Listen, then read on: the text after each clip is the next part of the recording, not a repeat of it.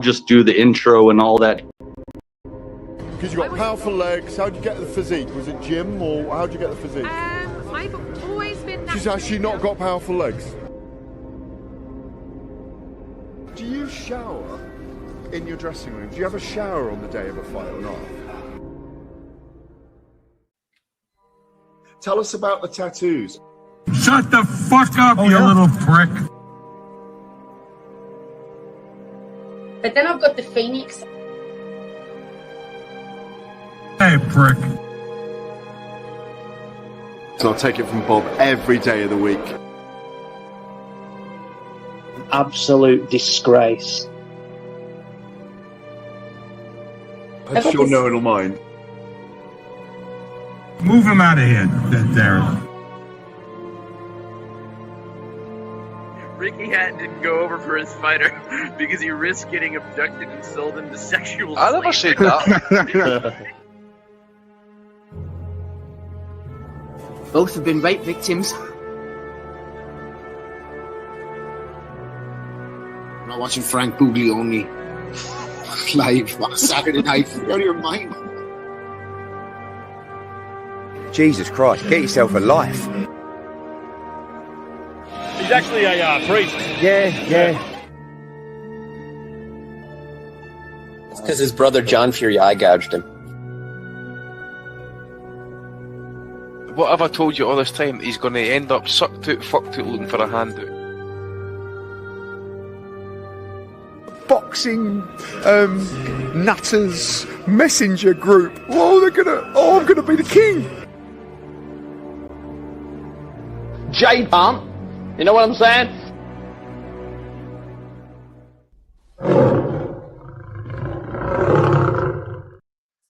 Hi everybody, welcome along to Boxing Asylum episode, God knows what. I'm after having a technical nightmare. Bring back Wellings and Maddie, like they only leave me in charge for 1 week and it's already fallen to shit.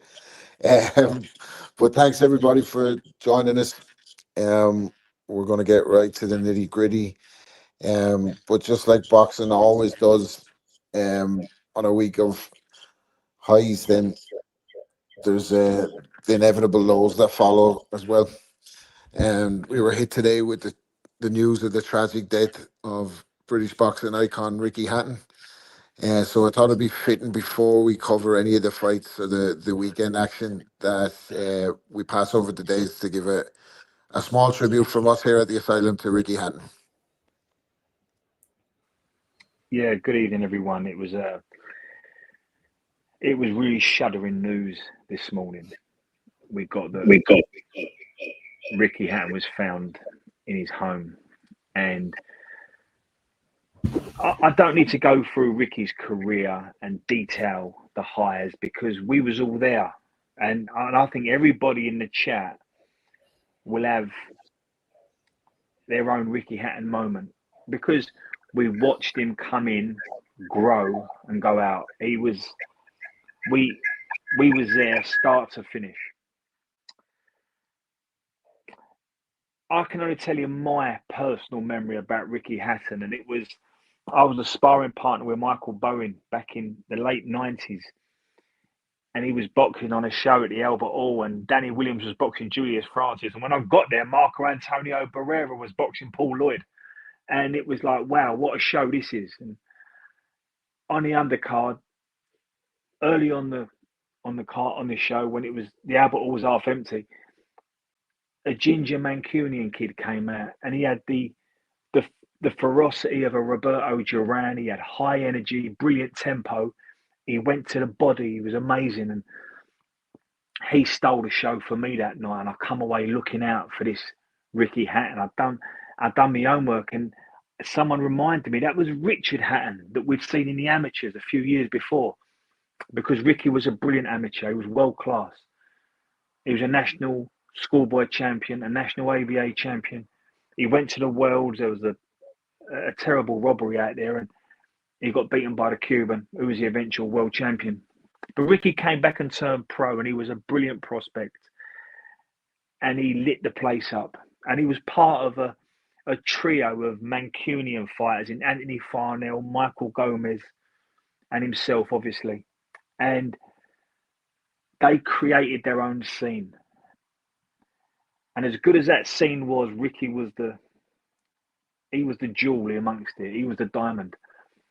And we watched Ricky go and conquer domestic boxing, beat guys like Giuseppe Lowry and hard men like John Faxton. And you have to come from maybe East London to really respect and admire Jason Rowland and his brother Roy and what good fighters they were.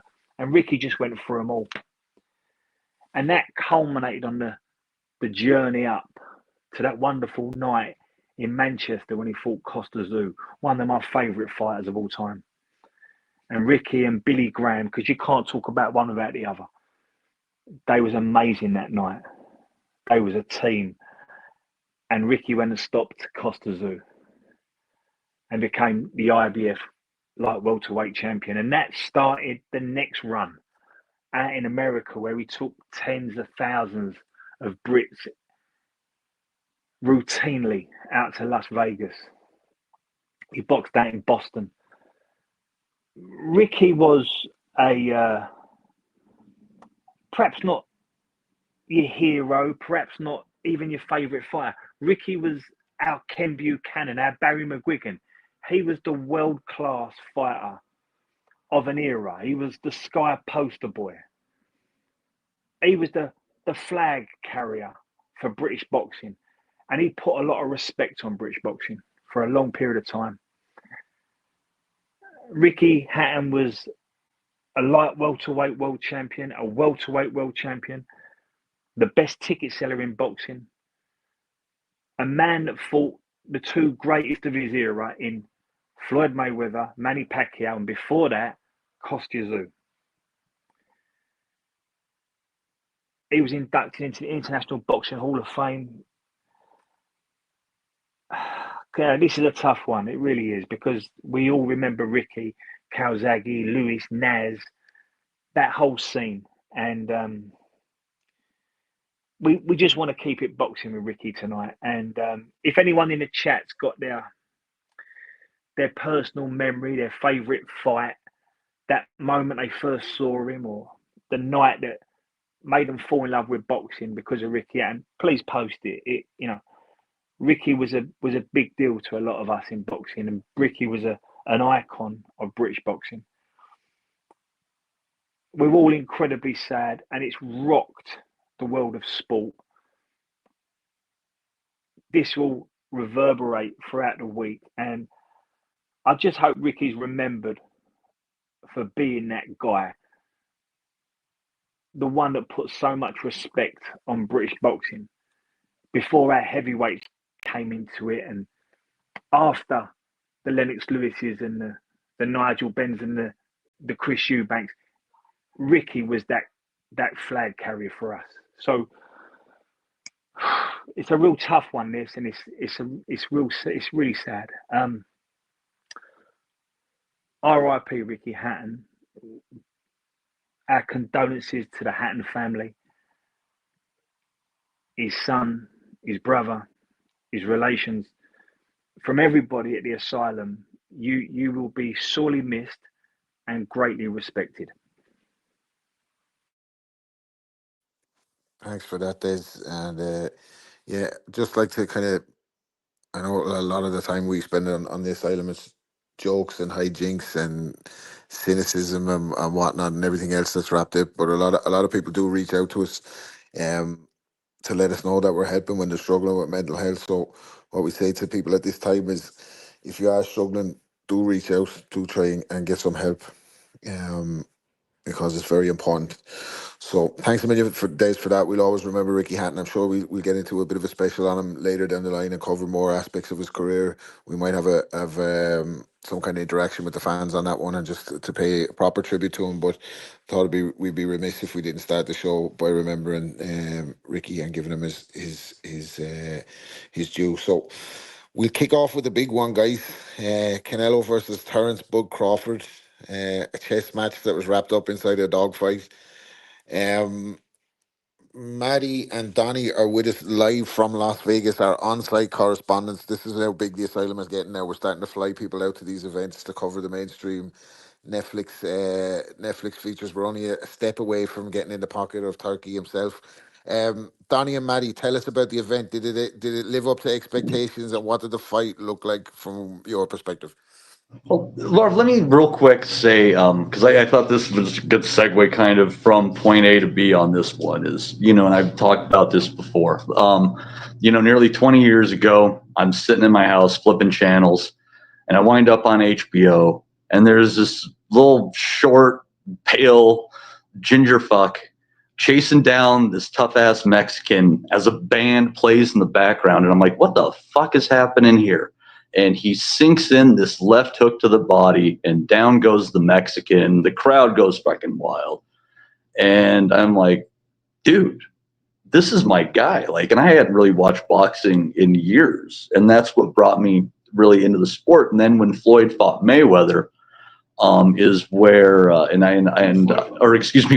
Ricky fought Mayweather is when I really started developing boxing friendships with Brits, because I was Team Hatton. And that led to the, Tommy building the boxing asylum, us building the boxing asylum Nuthouse. And here I am today, having witnessed history, seeing Bud Crawford full off undisputed in a netherweight class, just foregoing trying to do it in a couple and saying, I want that guy, a guy who's going to go down as one of the all-time greats. But at the end of the day, there's no way in hell that I am here without Ricky Hatton. And there's no way that I'm talking to you guys without Ricky Hatton. He was a big part of my life, and I get a little choked up here because it gave me a lot of the hard times I got through because of my boxing relationships. And I didn't have that without Ricky. And it's a shame he really couldn't recover from his mental health struggles, but seeing him in the ring one time helped me with mine.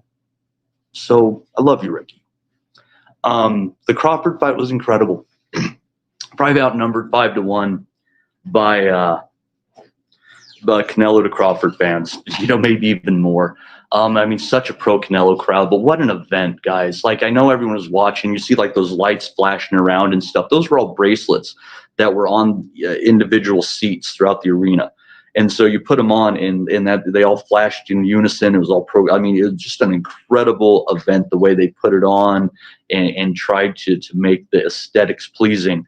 Obviously we weren't hearing the announcing and how the crew and all that went, but from where we were sitting, it was an incredible event. The crowd was rowdy. They were into it. And it was something else to watch because those first rounds were so close, and we're kind of wondering, where can the judges go on them? Because you kind of could have gone either way. And then slowly through the fight, Bud starts opening it up more, and he finds his spots more and more, and he starts standing in and picking off Canelo. And then he has a few dominant rounds. And Canelo had a good one coming back, 7 or 8. But really after that, Bud started turning the screws. And I don't know if they knew he needed 11 and 12 to get the victory, but he dug down and he lit Canelo up as badly as Bivol or Floyd lit him up. At the end of the day, what this was Canelo getting the Floyd lesson 15 years later from the southpaw stance. It was something else to watch. Canelo has now said, after being in the ring with both of them, that Bud is better than Floyd. Maybe there's an ego thing or something like that, but they're different animals. And to see this was incredible. And something I mentioned to Donnie, and maybe it's because he's the B-side, or maybe it's just because he's just an absolute badass. But these Crawford fights that he's had, they haven't had catch weights, they haven't had rehydration clauses. He just goes in there and bangs it out. It's no bullshit. I'm going to take you head on. These are under the Queensberry rules of boxing, and I'm going to beat the shit out of you. And now this new evolution of Bud, as he's moving up in weight, I'm going to outthink you and kind of beat the crap out of you too at the same time. And it's stunning to watch. And he's 37 years old. He's still this good. What I witnessed was one of the most incredible feats in sport, and it's a shame that boxing isn't as heralded as it once was, because I don't know that this is going to get the regard that it ultimately should.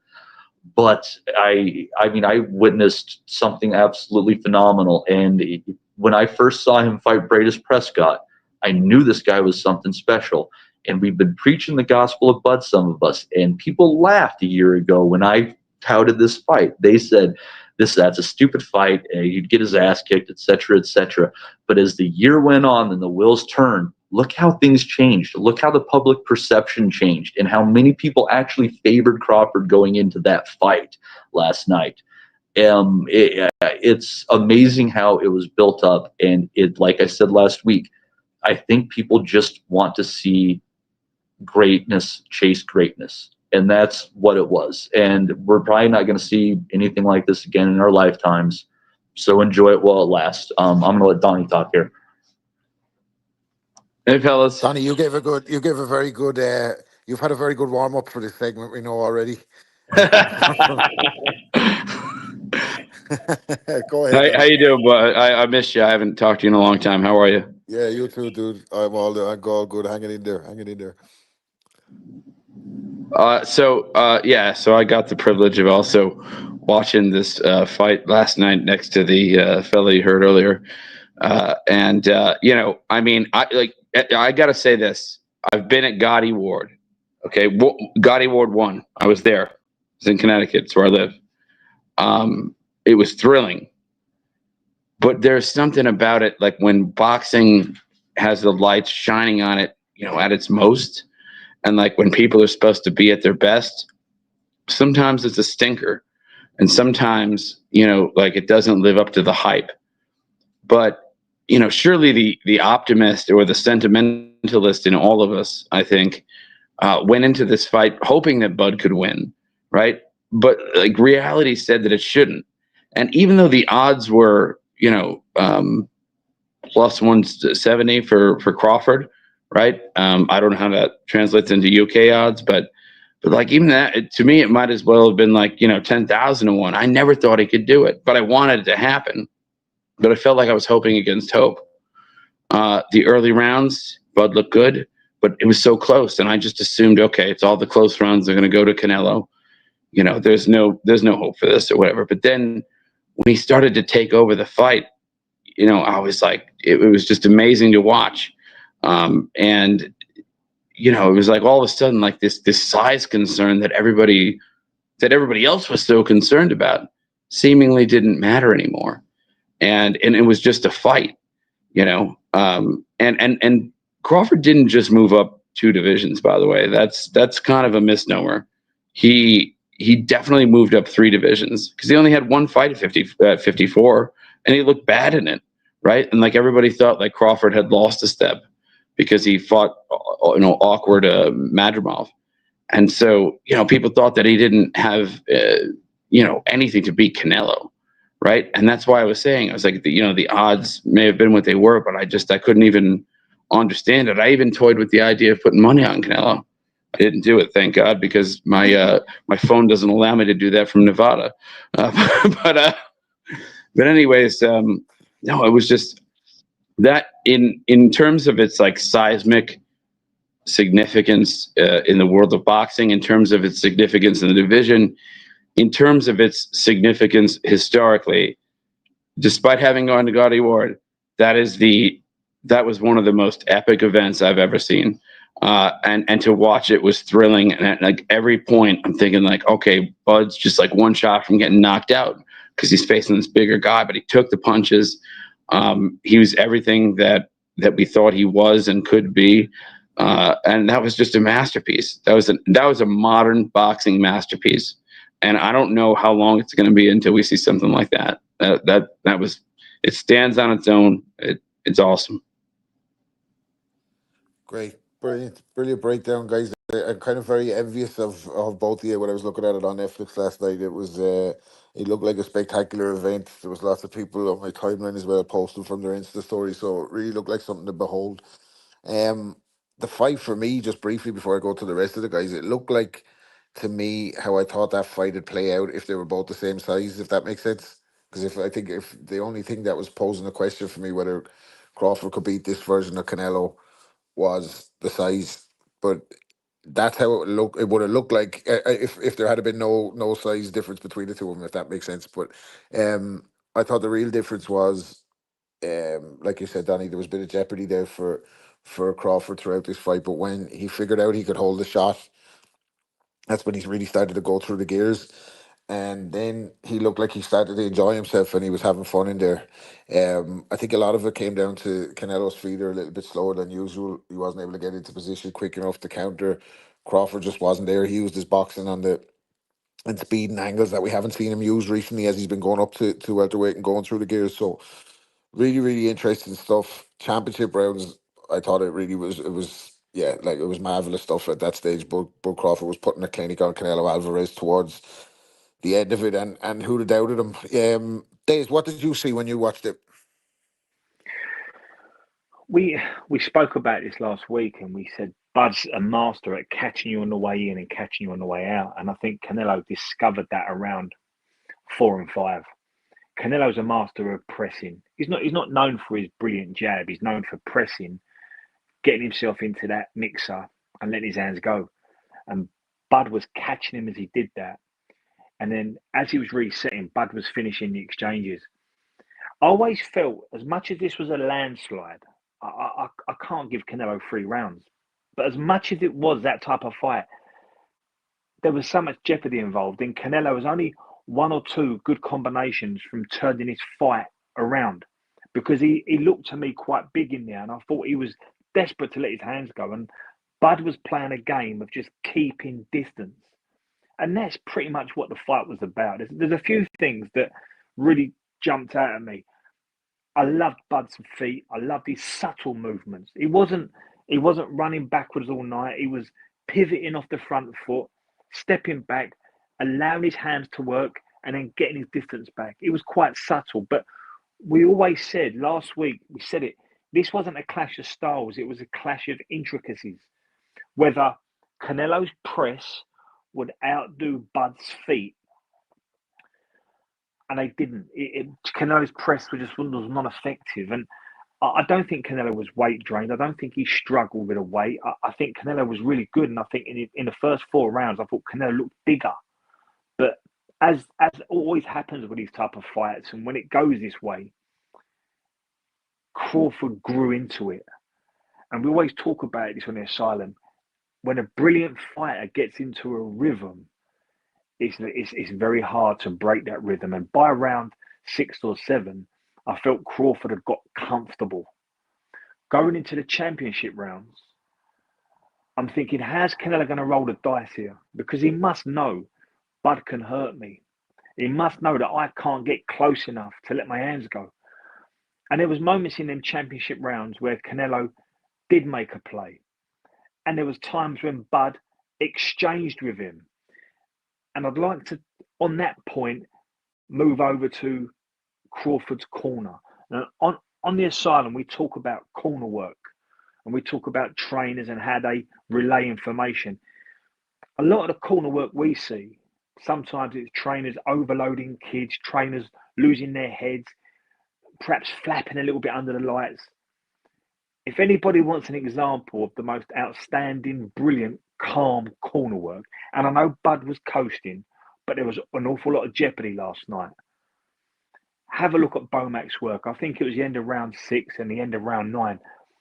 This is a fella, Bomac I'm talking about now, who's so secure in his role, who knows his job, and he totally relates to his fighter. It's very simple instructions. It reminded me of the Petronelli brothers and Marvin Hagler. It's very simple. It's very precise. Bomac don't even get in the ring. And when he's finished talking, he says to his second, anything you want to say. And it was a masterclass of how to run a corner. Now, I'm going to go back a few steps, and I want to hear what the others say. So I'm not going to go on and on about it. But I think this Bud Crawford, I think he prepared for Errol Spence with Sean Porter. And I think he prepared for Canelo with Madrimov. And I think he tried moves and he tried patterns in those previous fights for when he got the big one.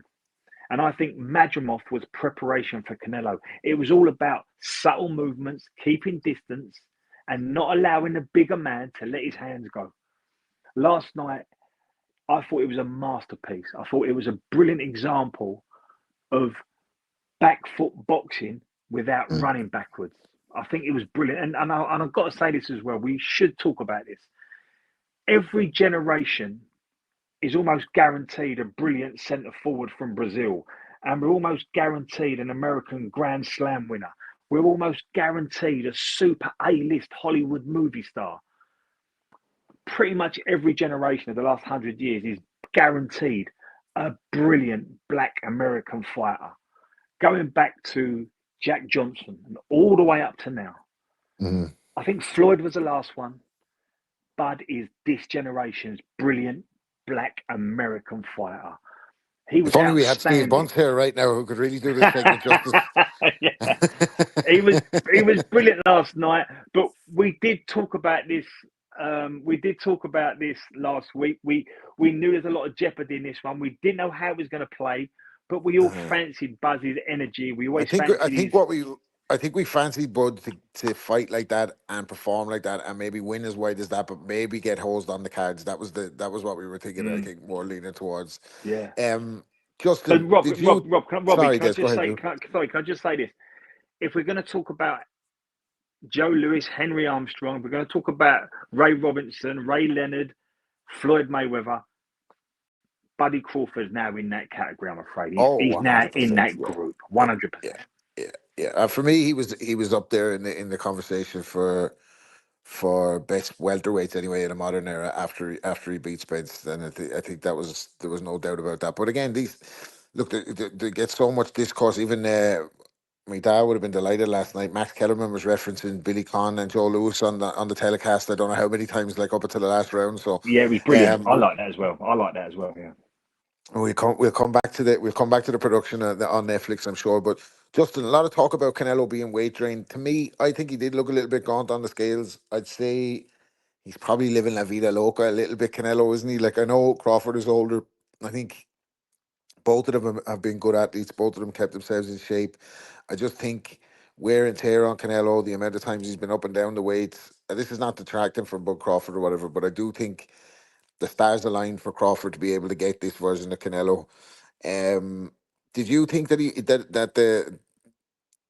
that he would possibly struggle to make weight, that he was a little bit drained? He looked very gaunt on the scales for me and looked like he hadn't got a second gear in the fight.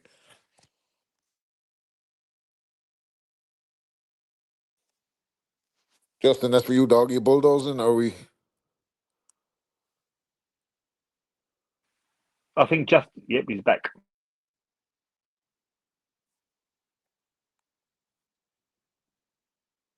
Yeah, I can't hear Justin. Can anyone else hear him? No, I can't hear him. Okay, we'll go to you on that one, James, and wait for Justin to sort his mic out if he can. How about that? You hear that? Oh, we can hear you. Sorry, Justin. Go ahead, dude. No, I was going to say, I'm going to keep mine real short. We talked last week, and I think we said it. Was Canelo, is this what version would we get? And he was drained, but I think I said it last week. This is the William Skull Canelo we got last night. When he fought Skull, this is the same guy that fought Skull to a point, maybe a little bit better. But we talked about it. Crawford's got more dog in him. He was going to come in with more to prove. He had more reasons to win that fight than Canelo did. He needed to win. He was going to win those battles when they decided to go toe-to-toe, and he did. He took whatever Canelo had. I just think come down to last night was a lot of it was skill, but a lot of it was will. And Crawford, you could just tell he wasn't going to lose that fight. He wasn't going to back down. He didn't care if it was 27-1 fans last night against him. And that's why we like Crawford. I mean, that's why I love Crawford. He's never been you go back to the Ricky Burns fight, he doesn't care if there was no fans in that crowd for him. If the only fans were Matt and Donnie, he wouldn't have gave a shit. Yeah. He's badass Crawford, isn't he? It's like we talked about millions of times on the pods how he was mismarketed, but even the way he came to the ring last night with the Antonio Banderas reference with the guitar case and that, like he's a showman. And you're right, Canelo, you don't want to take away from it, but this wasn't, you tried not to, but this wasn't a fresh Canelo by no means. This, like I said, this was William Skull Canelo. Crawford was just better. And we talked about it today. Crawford is always going to be better. It doesn't matter prime Canelo versus any version of Crawford. Crawford is more skilled. He has better footwork. he has more variations in his shots. He could just do more than Canelo can. And you looked at them in the ring last night. I know people were making a big deal. We know that the weight was the issue when Matt brought it up a year ago. Crawford looked bigger. Yeah, He looked bigger than Canelo did. And Crawford looked like he could go for another 12 as well. Yes. Shout out to Crawford the snack looks program. like you're right. Crawford looked like he filled into the weight perfectly, and that's it helps when you're eating a lot of snacks. They both weighed in hurt. at 167, and I didn't know who that was a mistake for. Canelo was just slightly under the weight. It looked like he was maybe struggling to make weight, and then Bud matched that exact weight. And I thought maybe he might have a bit too much size on him, but no, agree. Like he looked like he perfectly done the weight. I thought there was a telling moment in the 11th round when Crawford was just getting the better of him on the jab, wasn't he? And normal southpaw killer Canelo, who has great success going with the left to the body against southpaws and coming down the pipe with the right hand. He wasn't able to get to Crawford, and Crawford kind of beat him to the punch on the jab, and he looked away like as if, what the fuck am I going to do? I can't get to this guy. Like I can't. The last he thing broke his heart. Oh yeah, the last thing I'm gonna say about Crawford, I think one reason he won that fight too was every time Canelo had a good round and it looked like he might get some momentum, what Crawford do? He come out and just laid it on him. He did not let Canelo get any momentum in that fight. Every time Canelo thought that I might get something going, boom, Crawford come out and just started 3-4 punch combos. He just would not let Canelo get into that fight, and that was a huge reason. Yeah, every time Canelo would win, because I had Canelo win about 3 rounds, and he won a round. That's it, yeah. But last thing I'll say is I loved having Max Kellerman back. We ain't heard him in so long. It's cool to have him back doing it. I like Max as well, right? I like him a lot. He knows boxing really well. I mean, he knows it. Max might be a lot like myself, where he's good as a co-commentator, but he's not a cutout for the hosting role. You know, that way you have to shut him up sometimes. Like he's fucking going on all night last night. And that's one thing about the Netflix thing for me, by the way. How the fuck do they have so much money and so much bread to invest and an unlimited budget, and you still end up with a panel with fucking the fella from Saved by the Bell, Mike Coppinger, Kriegel, fucking Andre Ward, Jesus Christ almighty. Mark just bring Wahlberg. back Lampley and Kellerman, for fuck's sake, and let the two of them commentate, and that's it. Like, give us a Roy Jones or something, like. Yeah. But, James, sorry, I just want to get to somebody in the chat as well.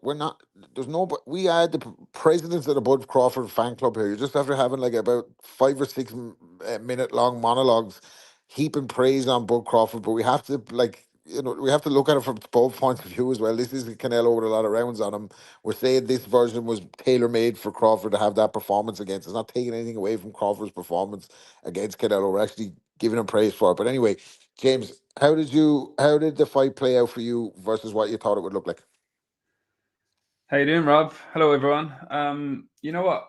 I was listening to the podcast last week, and I thought, like, no one's picking Canelo. I was quite surprised by that, because I thought Canelo would win this fight for a simple reason, because I knew that Terence Crawford wouldn't be scared to engage with him.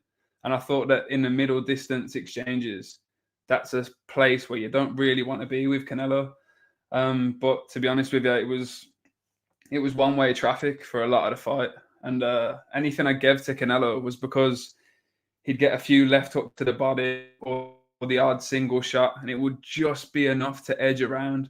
But when Crawford started to accelerate, then Canelo just couldn't live with him at all. Like when there were times like an inverse Sugar Ray Leonard, where instead of nicking the end of the round, he'd like come out winging shots from the opening bell and take control straight away. And then after that, like they said, playing distance, just keeping him on the edge, just making him miss, and then just being nowhere when he gets close enough.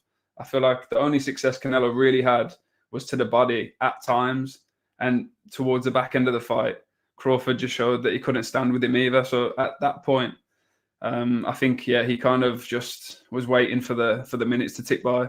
But I do feel like Canelo was mobile, his balance was good. I feel like he was a bit more up on his toes, a little bit more energetic. Maybe that was the occasion, but I feel like it was an okay, decent version of the later career Canelo, to be honest. But Crawford was just unbelievable. Like you say, he looked like he could have done 10 more rounds. Not a bother on him at all. Never bothered by the power. Never looked like the fight was out of his grasp for 1 minute, really. So really impressive. He should probably just call it there, to be honest, unless they do a rematch, because big payday, isn't it? But he's the top dog, isn't he? So yeah, that was where I was going to go to next. You wouldn't. I don't think anybody on the pod or any of the listeners would begrudge either of these two if they bowed out now with a big bag of money. But selfishly, you want to see them again. I'd watch Bud Crawford against anybody. I don't think there's anything left for him to prove. I mean, his record now, undefeated record. How many undisputed? How many weight classes has he been undisputed at now? 3 or 4? 3, yeah, 3. 3, and he's a 5-weight world champion in total, isn't he? But if he doesn't rematch, there's nowhere there for Crawford to go now. Like, I mean, he's not going to fight the other 168 guys, I don't think. So I don't know where he would go. Anthony Joshua. 2 snack bars. Let's go. So, I mean, yeah, this is like a retirement party for both of them. I suppose maybe we'll go around and just get a kind of a, if this was to be the end of Bud Crawford and Canelo, what's the impact of the legacy? Where do they sit with you? Let's go for Days first on this one. Yeah, 2 brilliant kids, both have carried the sport in different ways. I think Bud has brought an awful lot of respect back to American boxing. We've sort of lost American heavyweights, and our brilliant American lightweights haven't quite had the impact we thought. And I think before all of them, alongside all of them, Bud has been the one consistent. And you're quite right. Us here, we like that. We're huge fans of Buddy Crawford. I think he's fantastic. I think if he was to retire now, I wouldn't begrudge it at all. If he hung around at middleweight and picked up another belt for the collection, I'll watch him against anybody. Perhaps now he's with Turkey, that the Hamza fight could be air for him, or perhaps he goes down to a middleweight and perhaps he fights Johnny back. I don't know, but anyone against Bud I would watch, but I wouldn't mind if he was to retire now, because I think he's had a wonderful career and he's been absolutely flawless start to finish. With Canelo, I'll never forget the impact Canelo had, beating so many good kids and beating him in a way that we've never seen him get beat before. We've had so many brilliant Mexican fighters with a certain style, with a certain machismo. I think Canelo's definitely in a conversation with top 8 Mexicans of all time, and perhaps you could press me for a top 5 of all time. Yeah, I think both kids have done incredibly well. I think both kids have carried the sport. I've enjoyed watching Canelo on Canelo nights, and I really enjoyed Crawford on Crawford nights. I wouldn't have any objections if both of them was to walk away now, though, Rob. And a part of me would quite like it. Yeah, I'm with you a little bit on that, but where I suppose selfishly, there doesn't seem to be anybody coming up behind these guys. I think that's a fair assessment, that they carry the sport respectively in terms of being the real legit fighters that hardcores look out for, but as well as that, having Canelo especially crossover appeal and that ability to bring big fights to boxing. You're talking about Mexican superstars. I don't think there's too many coming up behind Canelo. So that's kind of, maybe we're in a bit of a transition point, but brilliant for the two of them to get onto that platform and set that as the standard for big fights going forward. So, James, where do you think Bud Crawford should go next? Do you think he should Usyk, Rabbit? Do you think he should go to heavyweight, or do you think he should ride off into the sunset now? He probably could go to heavyweight, man. I mean, look at the size of him. But I would really, unless he gets the rematch with Canelo, and that at this point is a fairly, I wouldn't say like safe, but I wouldn't say he'd have any sleepless nights over the prospect of rematching Canelo. There really is. He hasn't been having a lot of sleepless nights by the sounds of his recent announcements, Bud Crawford. That's a separate one. But that's for me why he should retire. Not to cut across you, James, but that was the first signs of weakness you ever saw out of Bud Crawford, was getting to his knees to cry last night, and his pull-out game is not the best. It's tapering off as he gets more famous. So now might be the time for him to bow out. But sorry, go ahead, James. Well, didn't that just look like relief? It just like it poured out of him at the end. You know what I mean? But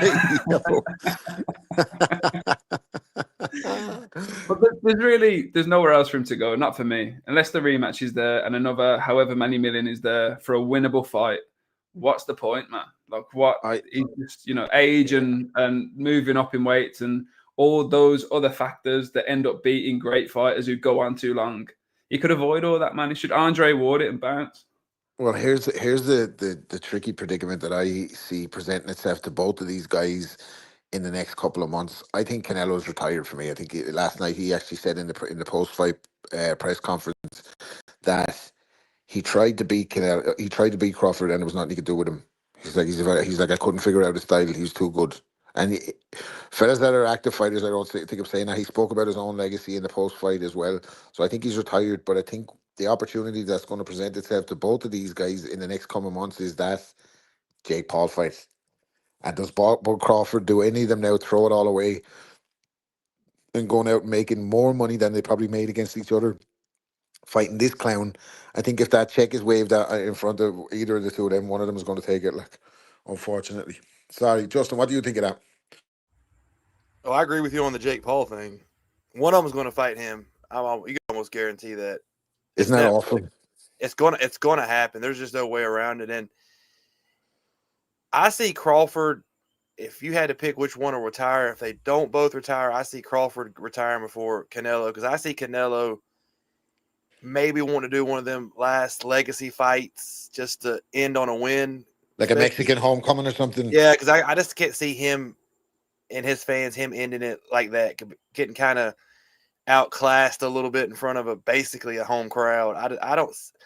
Crawford, you could tell the way he talked and the way he was celebrating. It was more like, I finally got my legacy. I finally got my respect. I finally got my name out there, because even though we knew him, he still wasn't like full mainstream what he should have been. And I think I can see him not coming back. But one of them, but on the other hand, you're right. Jake Paul, he's going to offer one of them like $100 million to fight on Netflix. He'll probably offer them both, and whoever takes it first. Yeah. And I'm going to say Canelo would probably be the one to take it quicker, because he'll win that fight. It'll be kind of one of them, don't knock me out, don't knock me out kind of shit. But as far as legacy goes, fuck me.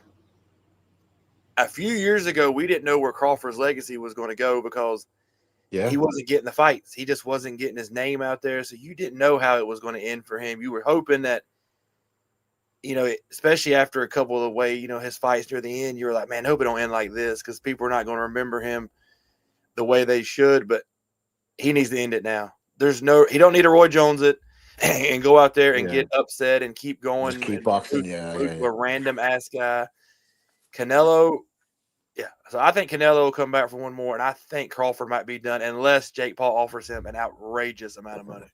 Well, we'll keep the Jake Paul fights as an outlier, and for the moment, we won't judge their legacies against that. I don't think you can either if either of them go for the bag. I think they both showed that they're worthy of the legacies that they've achieved in the sport to this point, and none more so than last night with Bud Crawford. But we'll save any kind of retirement talk for the two guys until any official announcements are made. We spent about an hour on this fight. I've a feeling that we're going to talk about this fight for a long time to come for many reasons. But let's just get to the undercard. I didn't see a whole lot of the undercard, to be honest with you. Callum Walsh got the job done in the co-main event. He beat Fernando Vargas Jr., unanimous decision. Put in a tidy performance and keeps his stock rising. I thought Vargas might give him a tricky night, but it didn't turn out to be that way.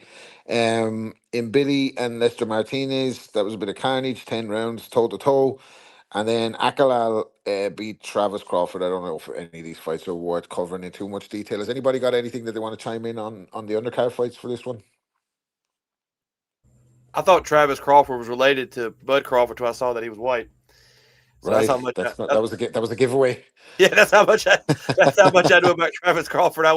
When he come out, I went, oh fuck! I thought he was get on the card because he was related. But the Mbili fight was good. Mbili does what he does. He just puts his head down and runs right at you, and they just started beating the shit out of each other. And Walsh, I think Walsh was just a little bit more. He just had a little bit more to his game than Vargas did. And I mean, it wasn't a drastic talent difference. It was just he had a little bit more to him, and that's it. Undercard wasn't great, but it was. I mean, it was what it was. Yeah. Anybody else got anything on the undercard before we move forward? It's me, Skipper Kelp. What's going on, Skip? Do you see Skipper Kelp's scorecard? I didn't. Oh, is he the? No, I didn't see his scorecard actually. What was his? It was class, man. It was he gave like the clearest Crawford round to Canelo. He was all over the shop. Skipper Kelp. Where do they get these names from? Skipper Kelp. I thought Rob Kelly was doing the hosting. Have I woke up in the Twilight Zone? Am I going to go ugh, and wake up on the plane back from Belfast? You're in a dystopian matrix right now, Abe's, and that's an improvement compared to Belfast. and I thought, if Rob Kelly's doing the hosting role, who's in the Rob Kelly role? So I've got to turn up late and pitching for your role. Well, luckily I have got a split personality, and just because I'm paranoid doesn't mean they're not trying to kill me. Do you know that way? Yeah, you're doing a good job, though, Rob. We've just spent about an hour on Canelo Crawford. Is there anything that you wanted to talk about in terms of the main fight? We were just about to get to Belfast, where you were actually covering the fight, so it might be a good segue. But if you want to chime in quickly on Crawford and Canelo before we get there, feel free. Yeah, no, I was sat around the hotel, had Josh Taylor and Liam Smith as well watching the fight. It's quite interesting, kind of hearing their thoughts, because they were both quite off in the early part of the fight in terms of how they viewed it, and then they sort of met in the middle and we all kind of did seeing Crawford sort of take over. So those early rounds are quite split, and the Crawford eventual takeover in the fight. But no, I had 8-4 to Terence Crawford. I thought that Canelo just looked he was just plodding kind of forward. This whole kind of rhetoric for some people that thought that maybe Canelo didn't think that the opponents had brought it out of him. The old style Canelo, you can see now that style completely gone. He doesn't have that in him anymore. Crawford was class. I don't think he really. He probably could have took it more to Canelo, but I think he also realized it wasn't particularly hurting him either. It was just the speed that was the main factor. I thought as well what was really clever was there was a rumor that whenever when the training camps were starting, that Floyd was supposed to be training with Terence Crawford, and that's never been substantiated. But I thought what was quite clever was I'm pretty sure it's a bit of a Floyd trick. I might be wrong here, but either way, what I thought was quite clever from Crawford was whenever they were inside, Crawford would shoot to the side in which Canelo had thrown at. I think Canelo was expecting him to come out the other side, and then there'd be a gap left over, but Crawford didn't cover that, and Canelo didn't seem to really have an answer for them. That smothered his follow-up shot. That's a good shout. Now, Ames, I have to ask you: is that a fighter's shout that they've given you? Or have you come up with that one on your own? I come up with that one on my own. I promise you. That's good stuff there. Yeah, because I noticed that I was watching. I thought Canelo he was throwing a lot of times where he expected Crawford to be. Yeah, and he just wasn't there. And it actually surprised me as well. I thought that once he started to up the pace a little bit, I thought he'd bring it to him more. But he seemed to hit him with 3s and 4s, and then hit the angles and go side to side, which you don't see much these days. So, yeah, interesting. No, it was good. In terms of the future, I think Canelo can continue. He can come back against someone like a Eubank Jr. or Hamza Shiraz. I think he definitely comes back against Hamza Shiraz. The Saudis seem to want to make that fight, and they want to kind of make their star, and they think that Hamza Shiraz can be that star. So they want to give that passing the torch potentially to him because he's young. He has an exciting type of style, and he kind of looks like someone that people from that region can back. So I think Hamza Shiraz is a shoo-in for a Canelo fight in the future. Eubank Jr. fight would be quite interesting, although Eubank Jr. also called out Terence Crawford as well. For Terence, light heavyweight was crossed out. That was asked at the press conference, as was going back down to welterweight. So middleweight, Janabek a lot more live, a lot more tough. Who else is banging around middleweight? Erislandy Lara. You think he'd beat Erislandy Lara? Who am I missing that middleweight? Can't quite think. But down at 154, Fundora. Fundora would be a fun fight, and that'll be. I wonder what people think about the potential of Fundora versus Terence Crawford. But I think that could be. I think Fundora could really win that fight against Crawford. someone like who else have they got up there at 154? Jerron Ennis, that's the obvious name, isn't it, at 154? You think that Terence will probably still have a bit too much for Jerron right now, but real good fight, and whether Terence would entertain it right now. Go on, Justin. But Ames, not trying to interrupt you, but why would if I were Crawford, I don't see where he would get up and fight, where he would get up and we really want to go up for a Fundora. I don't see where that would. We would like the fight, but I just don't see for him personally where it's like, where would the drive come to fight Fundora? Like, where would he's already reached where he'd want to go. I mean, it'd be a great fight, and I'd watch it. Of course, we'd all watch it. I just don't see, and if I was him, where I would be like, well, now I'm going to stay here now, then I'm going to start fighting Fundora. I'm going to start fighting all these guys. I don't see him. It's not that he thinks he can't beat him, because I think he'd beat him. It's just, where would the drive be, I guess is what I'm trying to say. I think they're legacy builders more so for Jerron Ennis than probably Fundora, although he seems to be running through quite a lot of the opposition right now. But what Crawford now lacks from his resume is someone that's carrying on into the next generation, and Crawford's getting on in age, so that could be someone like a Jerron Ennis or even Hamza Shiraz if Turkey decides that he wants to put them in. There's those names that could really cement, and you talk about Terence Crawford going off when he finishes up his career. So something like that might be something that Bud considers he's wanting to do, and the money is a lot more palatable than it would have been 4 or 5 years ago. So that's something to consider, as well as the rematch as well, because it's easy money too. You'd obviously bank on that. Canelo Alvarez would want that, and Crawford, he's made some money, but I'm sure another however many million it is, as reported to be. I think it was 50. It was reported to be. Another lot of that won't go amiss.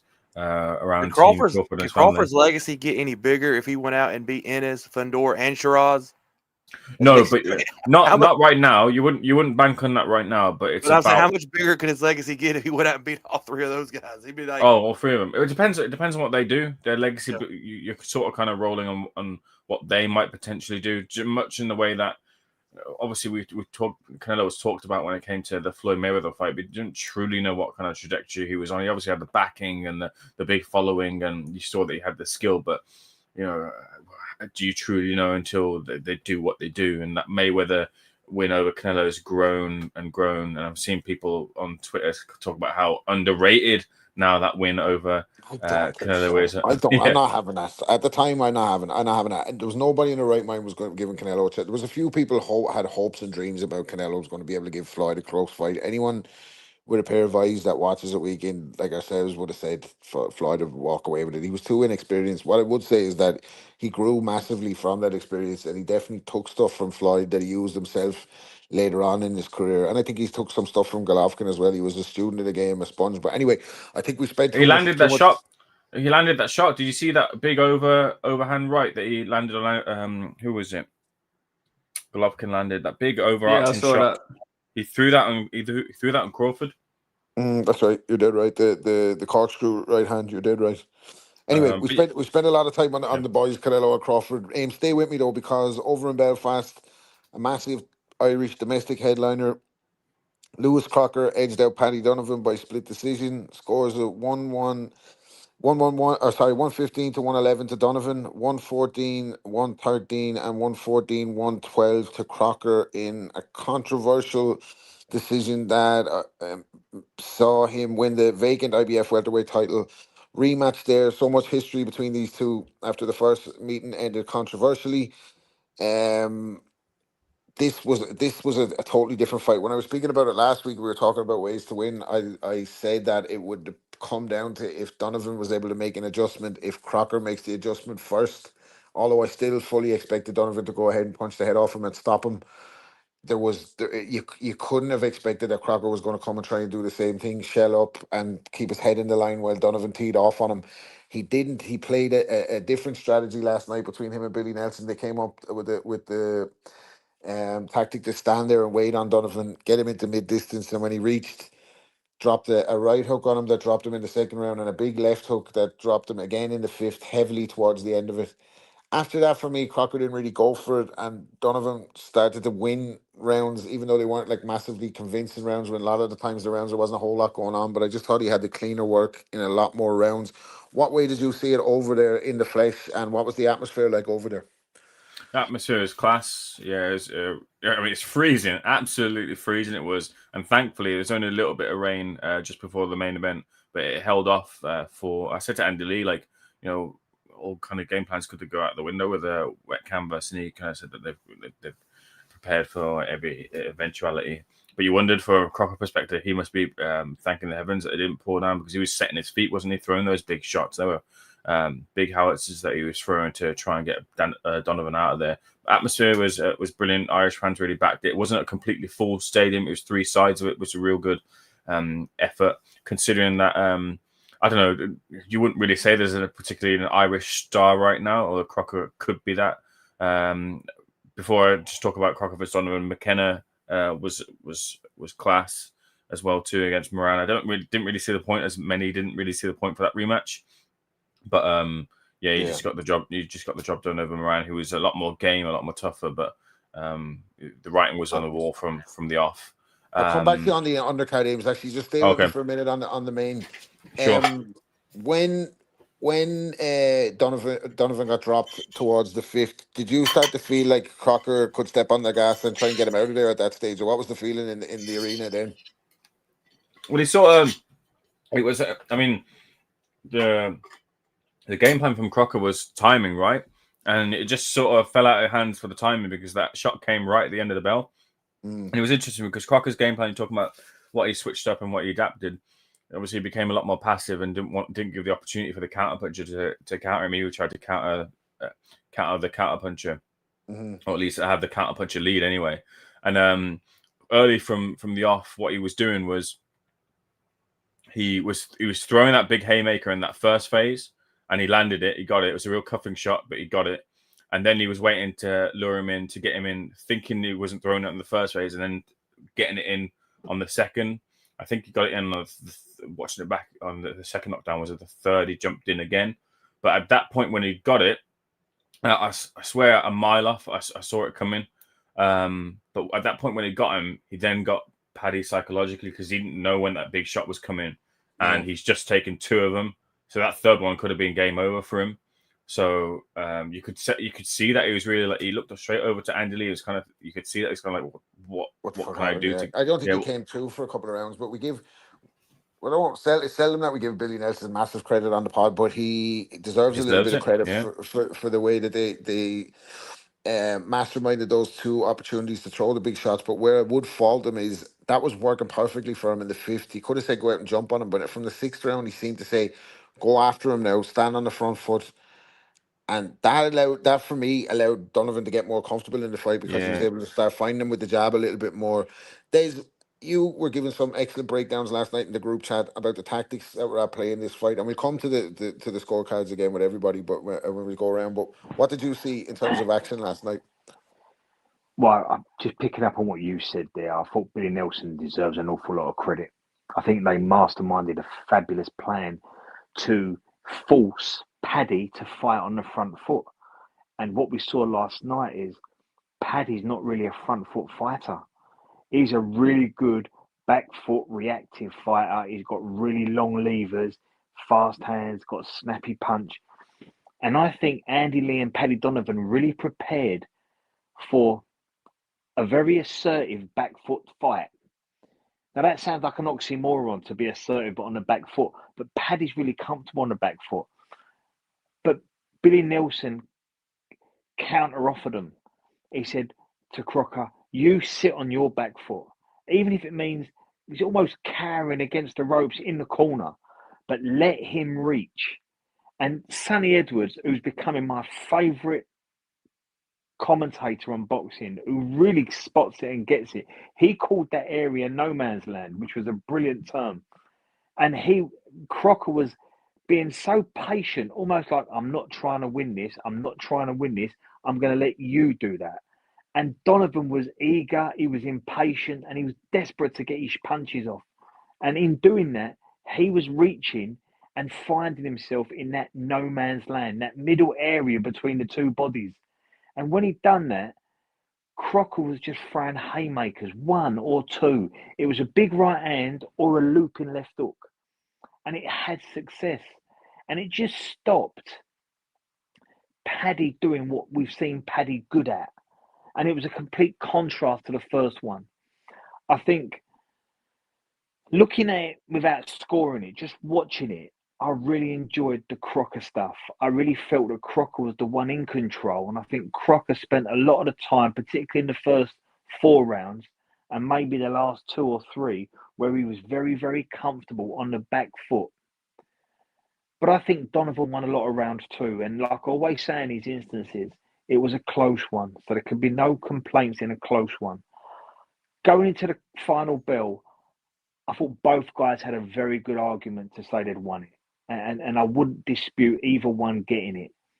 But I have to go back to it. To repeat myself, I was really impressed with the tactics of Billy Nelson and Lewis Crocker. I loved the patience they showed. And I loved the way they turned this fight 180. They made Paddy Donovan on the back of that first one, who had so much success on the back foot, they forced him to fight on the front foot. And they only just got away with it. It was very, very fine margins last night, but they did get away with it. Lewis Crocker's an IBF world champion. Ireland have got one, and I think they can build on this. I really, really thought that Billy was good last night. I thought Andy and maybe Paddy was a bit hypercharged in the build-up. I didn't like Paddy Donovan's body language and his energy at the weigh-in. I think he should have been a bit more relaxed and a bit more calmer, and I think they fed into that a bit. But I certainly think Andy Lee, who we really like on this pod, should have seen this at around 5 or 6 and thought, let's change it up a little bit. But they didn't, and they kept Paddy walking in to that no man's land that we just spoke about. Close fight, no arguments either way. But I just thought Crocker did enough to pinch it. Interesting. I saw it differently, as you know.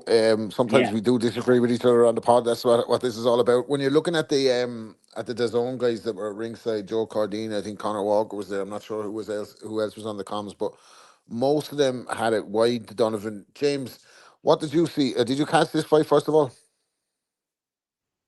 Yeah, I caught it. I had the first 5 rounds plus the 2 knockdowns, and then everything else to Donovan. So is that a draw? A draw. I think it was close anyway for me. Yeah.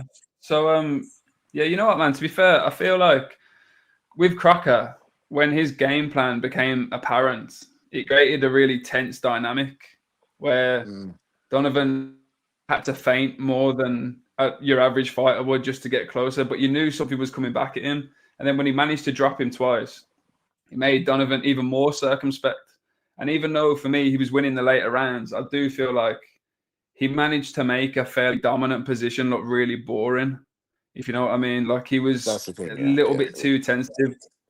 But then, like, you know, he's got a big shot coming back at him, so I do understand. But at the same time, I just felt like when his confidence dropped, he had a hard time picking it back up, even from a dominant position in the fight. But good, I enjoyed it, to be fair. Ames, what was the feeling ringside? Because as I said, it seems to split social media. You can hear it here on the pod. One has it a draw, one has it one way, one has it the other way. What was the feeling in the arena? Sorry, Justin, I'm going to come to you as well. Yeah, a lot of people kind of thought that Paddy, just because Crocker was so inactive outside of those 2 rounds, that really Paddy had kind of done enough to, even though Paddy wasn't really landing anything big, and he was just kind of like patting off of something and then trying to counter himself, that was enough for him to back the round. So yeah, from the people that I was speaking to, they had Paddy Donovan getting the victory over Lewis Crocker. And I think, like you mentioned there, you can argue either way, but I wonder what the appetite might be for a third fight. Lewis doesn't seem to be all that interested. I don't think Lewis Crocker commands the real estate there, doesn't he? Because he's in his book, he's 2-0 now. Like, so he doesn't need Paddy Donovan, and he could easily go on to something else. He said he looked like he was calling out Conor Benn, which might be a handy night's work for him if we could get him to Windsor Park. It'd certainly be a big fight. Justin, so controversy aside, I'm looking at the fight, and in the story of the fight, Crocker's in the ascendancy. He's dropped Paddy Donovan very heavily towards the end of the fifth. If maybe if that knockdown had come a little bit earlier, he might have been able to get him out of there. But to me, when I'm looking at Crocker, there's something missing. Was in the first fight, it looked like he was a little bit nervous, and the occasion ate him up.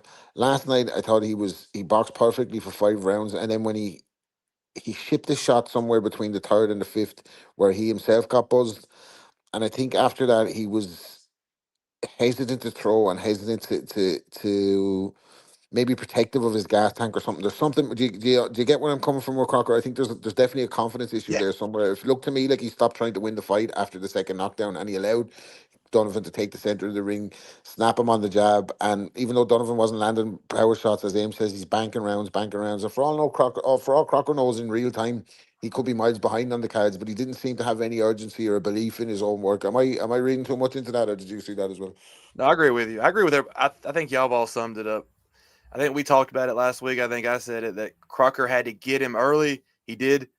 He had to get that respect early so Donovan wouldn't feel comfortable. But to me, it's weird. It's like the first fight. This just seems like a fight that Donovan, and I'm not trying to take it away from Crocker, but it seems like it's a fight where Donovan lost it himself again.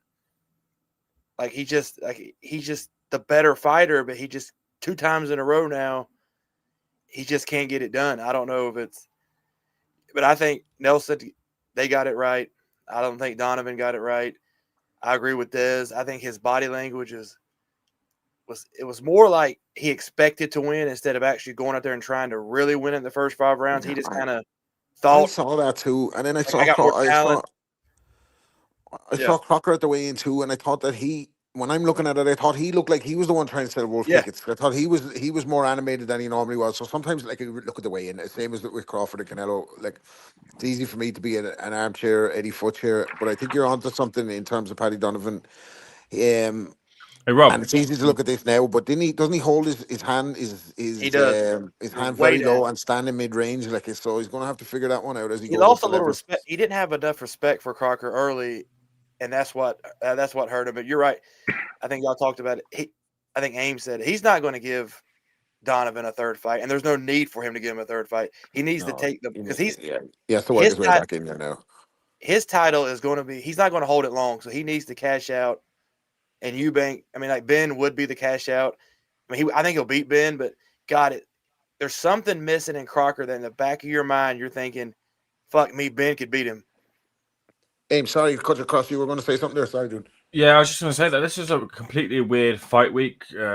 Something completely different to what I experienced in my time during boxing. That neither fighter particularly made themselves available for time outside of, I think maybe they might have done journalist roundtable with the writtens, but I don't think you'll find an interview between Paddy Donovan or Lewis Crocker amongst the social media, YouTube reporters and channels, which was odd. And the same sort of thing with the trainers. Andy Lee gave a bit of his time to myself and IFL, but it was very strange as to the way that kind of operated. And you wonder maybe if there was I cannot substantiate this in any way, but there was kind of rumors about kind of some things that had gone on in the background with the fight. I don't know if that's to be the case or not, but it just kind of makes your mind wonder as to how they were so inaccessible to be the case. The other thing to add as well too is I think the thing with Crocker is I don't know if he has a proper nutritionist, because if you look at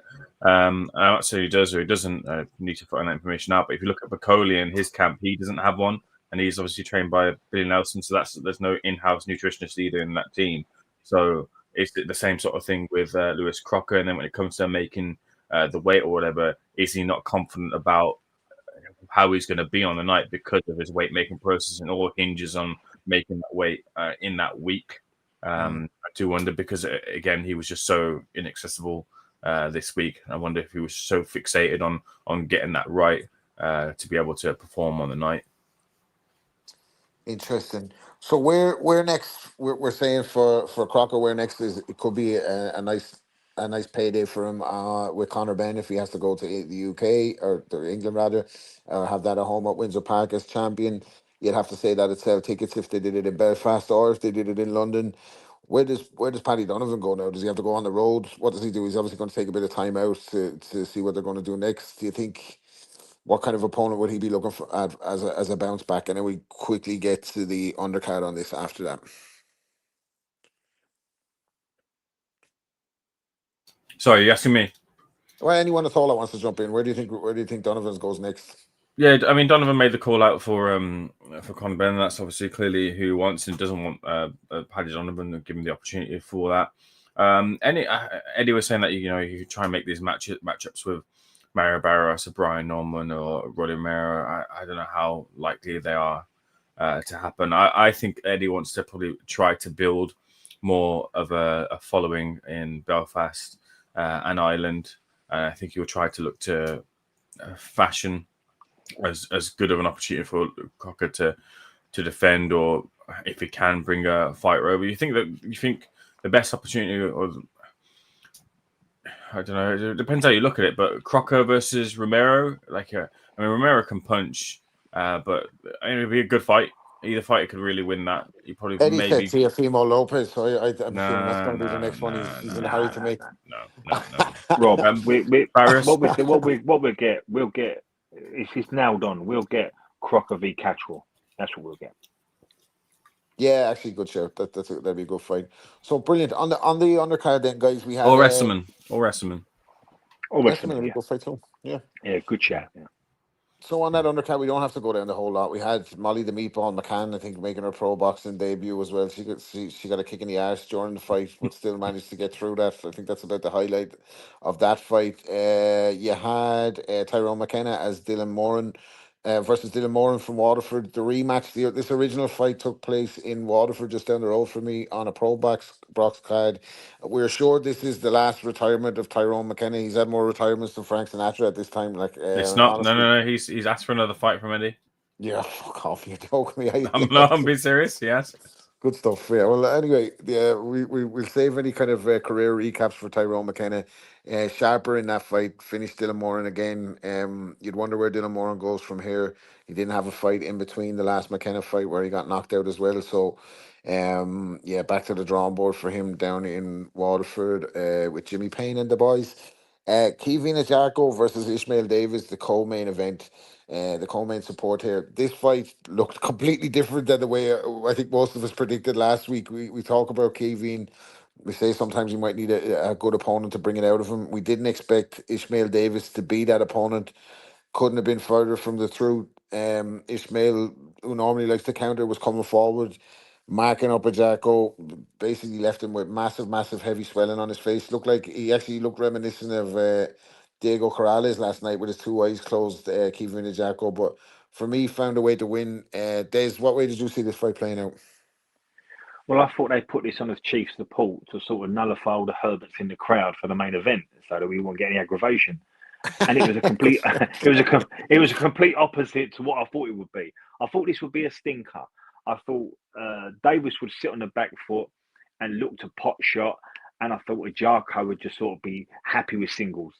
But neither guy respected the other one's lack of power. They said, you know what, this is here to be taken, and they went for it, and it was a brilliant fight. Ishmael done really well. I thought he boxed against a very good kid with very good sound fundamentals at that level, and it wouldn't have been easy for Ishmael last night. But what he did, he probably realised, I can't beat this guy at distance or even mid-range distance. I've got to press, and I've got to have a fight with him. And he's not someone that carries loads of power, so why don't I stand in the mixer, and why don't I draw the fight out of him? Both kids covered themselves really well last night. I really enjoyed it. I thought Ajagba, even with the knockdown at the end, just nicked it. But it was a close one. It was a really good fight, and I'm glad they both had that type of fight, because I wasn't expecting it, and I've not seen nothing like that in either kid in their career so far. And it was a really good television fight. I thought the right man got it, but it was close.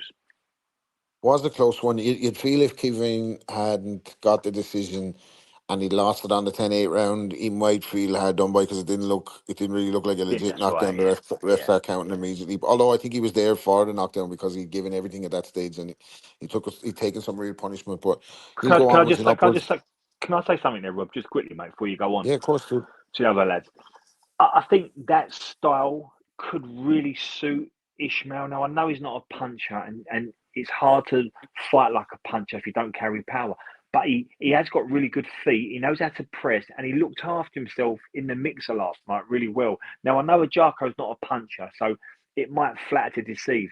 But last night, that style didn't look alien to Ishmael. It looked like he was really comfortable doing that. And I sometimes think if you've got a kid with, more limited motor skills, to stand back and be a counter puncher, to judge distance can be very difficult. If you can press and shut the space down, it could be better suited to him. And I think last night his team got it just right. And I think that was a really good version of Ishmael last night. Yeah, I'd agree with that. He looked like he was fighting to take his opportunity, didn't he? It would have been a big name on his record for him to get a win over Kevin Ajagba. Hasn't been defeated yet. Highly touted. Hasn't really produced yet either what he's promised. But yeah, he's getting there. Like I said, I think Ajagba needs that kind of fight to bring out the best in him. But he won't And be Rob, wanting to have too many of those. if I could just make that point that you just said there, I think Crocker having this title, we might get to see a bit more of Ajagba and Pierce O'Leary. We might get an opportunity to see Paddy Donovan come back round again because there's going to be big nights in Ireland now. Mm-hmm. No, 100%. The Belfast especially loves the big fight night, and they've a massive history of producing world champions out of such a small city. So, and Lewis Crocker's now added to that. Kevin Ajagba will be trying to put his name in the mix. Middleweight is wide open. Maybe he'll be able to maneuver a title shot for himself down the line. But has anybody else got anything that they want to say on the undercard fights? Yeah, I thought the Ajagba fight was good, and I was especially impressed with him because he looked like he was pretty tired after 5 or 6 rounds, and then found a second win late on with the eye closing, and he just found another gear from somewhere. Really explosive in the pocket, a little bit too easy to find at times, which would be a problem for him because I feel like he's got a really speedy style, but he's not as quick as he perhaps thinks he is. Maybe he's like the quickest person in his gym, but he's not overwhelmingly quick, and his hands are very low. And I think he's there to take a bit of punishment, really. But other than that, can't fault his heart. Good engine, really exciting, and look forward to seeing him again. Never seen Ismail Davis before. He was really ungainly, but like you say, he came to take his opportunity, just pushing forward all night. And even though his punches were a bit unusual, and he smothered a lot of his work a lot of the time, he made it really difficult for Ajagba. So enjoyed that one. I think what made it entertaining as well is two guys at a similar level, isn't it? I don't think these guys can maybe, for me anyway, on the eye test, I don't think they can get to the very top, but because they're at a similar level, it made it interesting when they came together. I don't think there's anything else on the internet. Justin, on the undercard? Justin, did you want to jump in on that one, or did you even see those? I watched them, but almost the only thing I'll add is that I like the Pat Brown guy. I think he's going to be a knockout coming, but fuck, every fight he's in, he takes a shit ton of shots and he gives a shit ton. He's fun to watch, but that's all I got to add. All right, perfect. There's some debate. There's some debate on that stoppage. I thought the stoppage was good. Oh, the Pat Brown. I thought it was too. Good stoppage. So I was going to be controversy when you're in Belfast. You know what I mean? It's a hot spot for sure. But to get away from Belfast and to get away from that card, talk about best fighters in the world. You've had Bull Crawford this weekend, Canelo Alvarez this weekend, and now Nuthouse Inoue this weekend as well versus Akhmadaliev. Who's seen this one? The full fight.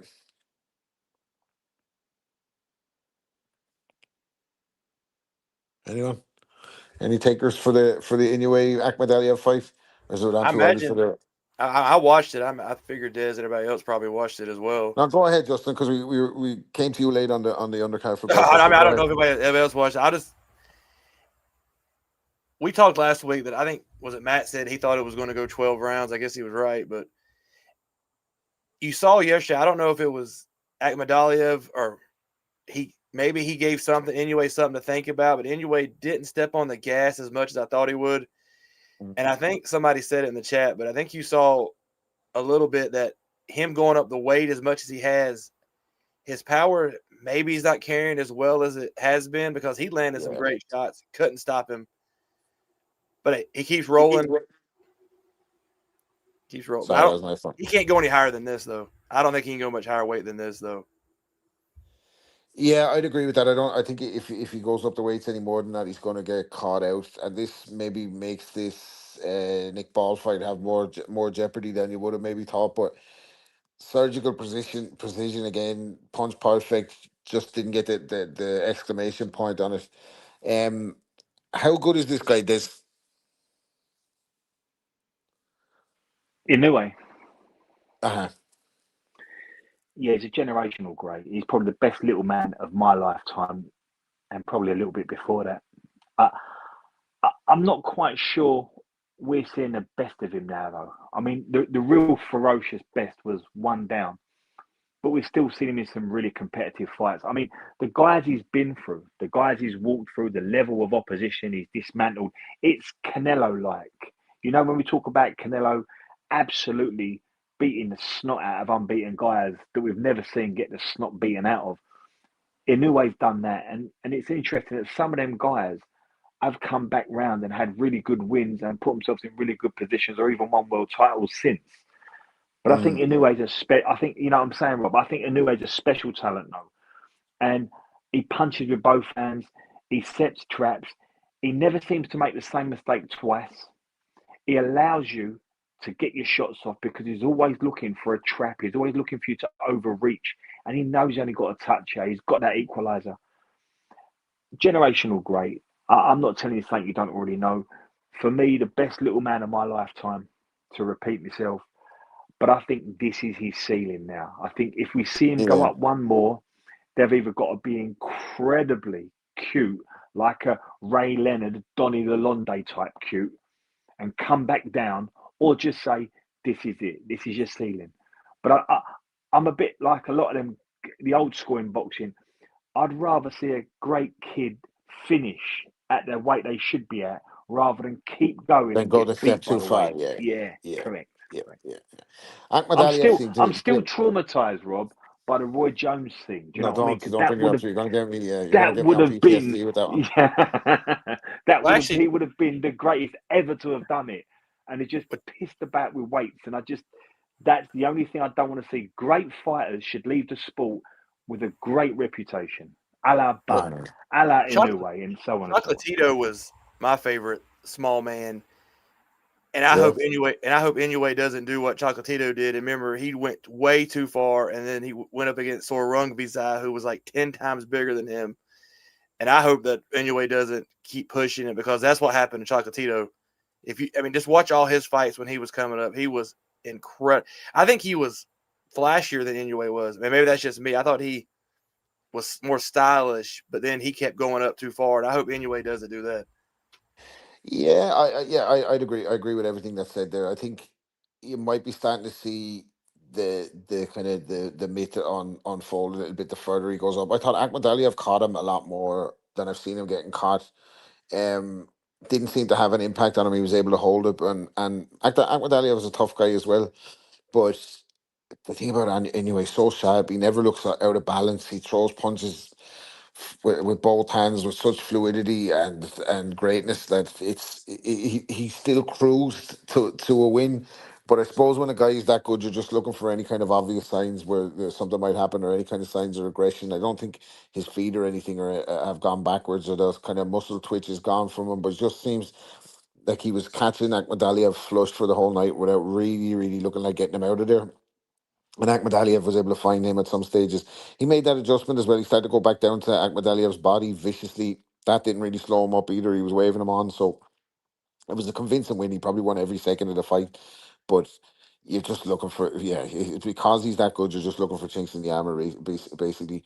I don't know anything about anything that happened on the undercard. If anyone has anything on the undercard, or anybody else wants to just chime in on Inoue's greatness and where does he go next? The word is that he's again unconfirmed, but the word is that he's going to be fighting David Picasso on the 27th of December in Saudi Arabia. Oh, that's right. His team has said he's out again. Yeah, that's the one thing you'd like about Inoue as well. He seems to be fighting every 3 to 4 months, doesn't he? He's always out. He's been so active over the last 5 years. What's the hold up with him in terms of coming over to the States? Is it and engaging with Turkey? It doesn't seem to be in any of their plans. Why is he not getting big bags of money waved at him from over there? Oh, sorry, internet on my end. My end is a little bit ropey. He's been over to the States. I don't think he needs the States now, what with the money being over in Saudi anyway. So I think it's just a case of he's kind of mopped up everything now. What really kind of is there out for him to do, and the money's there in Japan. So why leave home for anything greater than what you've got at home? And that only appears to be Saudi right now. So I think that's the basis of it. And of course as well, when you factor into Top Rank situation with no broadcasters, so they're out a pot of money, you'd imagine that they'd be able to get more sponsorships or co-pros in Japan than they would be in America. And of course, when it comes to with the ring, that's situated in Saudi. So I think Top Rank's also handles a little bit forced as to where they can do fights. Interesting. I'm not sure that we've got anything coming up for next week of worth. Correct me if I'm wrong on that.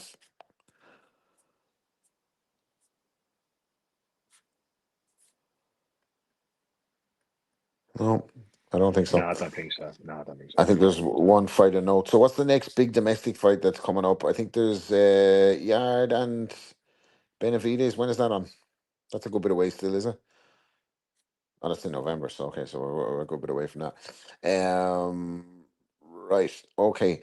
So I don't know anything that happened on the undercard. I didn't get a chance to see Inoue. I didn't see much else of anything else. Is there anything else from the weekend that someone would like to cover? I mean, have you guys covered it yet, Ricky? Yeah, we did give a tribute to Ricky at the start, but yeah, happy to speak about Ricky again. I think everybody's still a little bit in shock about that news, to be honest with you. It definitely hit us all hard on the pod. Maddie spoke about his relationship with Ricky Hatton's career and sort of kind of stuff it helped him out with, and Des gave a fitting tribute to him as a boxer. But yeah, what's your thoughts on the loss of Ricky Hatton, Names? Yeah, no, it's obviously incredibly sad. I saw that obviously we're working over here, and I got forwarded the link to the article, and your jaw just kind of dropped, and you're thinking like, is this real?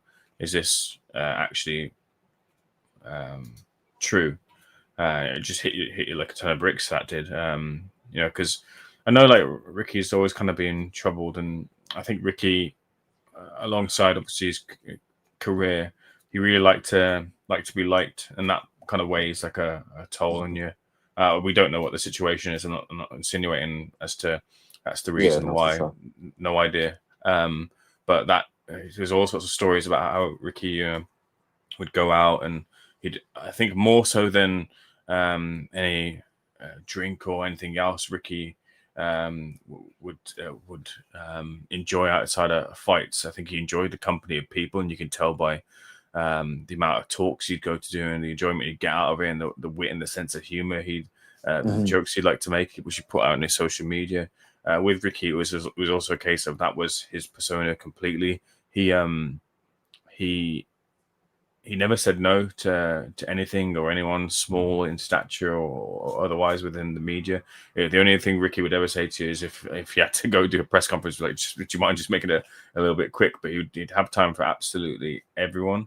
And yeah, I think like there's those sort of people in the industry are sometimes very few and far between. And you'd always get real good copy from him. You get real good insights, and he'd crack in, like I mentioned there, a joke as well too. So I mean, alongside that side of thing, post his career, of course, training fighters. And I spoke to John Hedges recently, who'd moved over from Mark Tibbs, and again, no disparaging Mark Tibbs here, but he really enjoyed kind of learning under Ricky and taking his game to another level and getting that one-on-one time with with Ricky, who obviously had been training Campbell, Ibi Nadim, I think his name is, and I think his other son, is it Jack Hatton, is also, he seems a bit handy. He's in the amateurs, isn't he? And I think his daughter as well too is also seems a bit handy as well. Like he seemed to really enjoy doing that. So he leaves behind obviously a family who'd taken steps towards his career and legacy, and that will always forever remain. When we talk about British fighters and British interest, we always talk about Ricky Hatton and them having a cult following like Ricky Hatton. That just shows you how much we're wanting and needing, and probably won't or may not ever replace what Ricky was able to do, and the way he was able to reach over to the masses, whether it be, and I think it was a case of whether you could have been maybe someone from Manchester be able to tell me a little bit more, but it seemed like from the outside looking in, if it doesn't matter if you're a blue or a red, really, everyone really liked Ricky.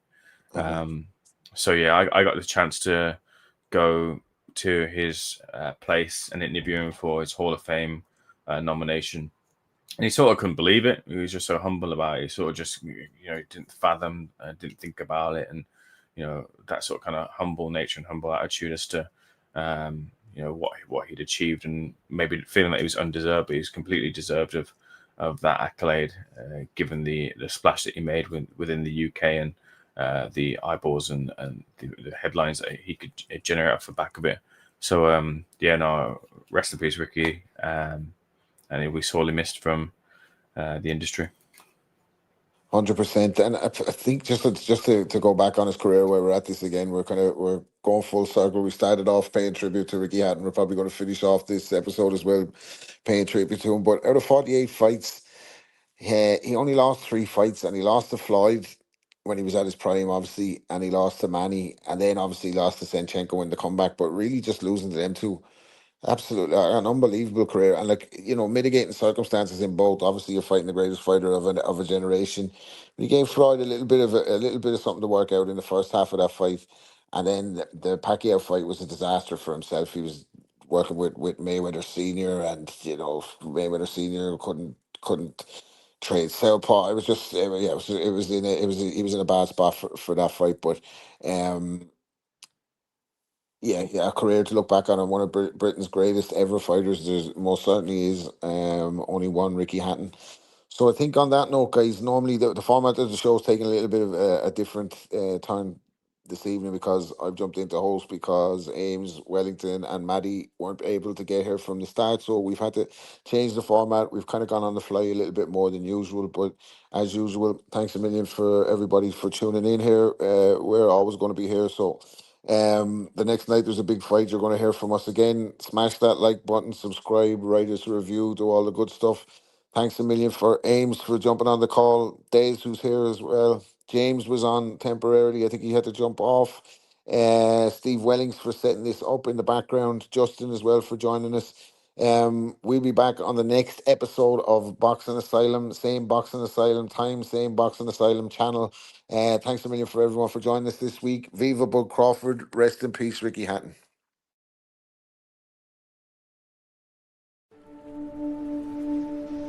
We'll never forget. I think that's good. Go to and move! We want to be honest, yeah? Crying like a little bitch. I've never met a fucking swank that can fight me. I fell asleep. You're a fucking bum, you're a fucking asshole. Rumpo fucking Steltskin.